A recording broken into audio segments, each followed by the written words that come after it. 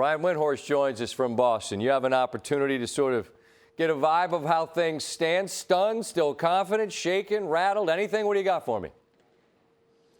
Well, we're cooking now, Scott. We got ourselves a series here because for the first time, I kind of feel like the Heat don't think they've got it totally under control. Eric Spoelstra got the team together after the game in the locker room and said, hey, let this sting for a while, marinate in it a little bit. That's not a message he's had to give in a while. And really what's been a big difference here is the energy level. The Heat were not able to match the Celtics' energy level. Again, that's not something we've seen and been able to say before in this series. And while we can look at the three-point shooting, we know that's important, and that obviously is a huge key for the Celtics. I want you to look at the Heat's scores the last two games, both times under 100. They put up 128 on the Celtics in Game 3. The Heat were moving with ease and everything. The difference in these last two games, the level of effort defensively from Boston, and they have really focused on Bam Adebayo. He has averaged only 13 points over the last 3 games. That's where the Heat are going to have to make an adjustment too, is to get him a little bit more freed up. And I'm worried if I'm Miami about my point guard play. Kyle Lowry, frankly, didn't play well at all tonight.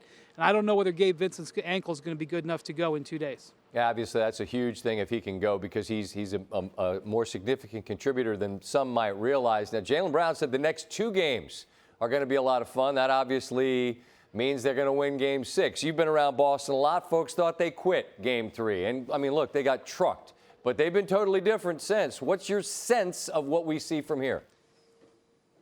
Yeah, Jimmy Butler pretty much guaranteed they were going to win Game 6. Jaylen Brown pretty much guaranteed there was going to be a Game 7. No surprise with those guys taking that position. So really what Boston has done, Scott, is they've put themselves in position to steal back home court advantage. They had to play well these last 2 games, and now they have given themselves a chance in Game 6 on Saturday in Miami. They got there by rediscovering their defensive intensity. I just couldn't reconcile the way they were defending in Games 2 and 3, especially Game 3. That is not the team that has gotten to the finals last year and got to the 2 seed this year. They recovered it in time, and so now they've earned that chance. So it's really probably all going to come down to Saturday. Coming back here for a Game 7 on Memorial Day night, I mean, I wouldn't rule anything out with the Heat, but Boston just took a Game 7 at home a few days ago. Jason Tatum scored 51. So really, I think big-time chips on the table down in Miami in 48 hours.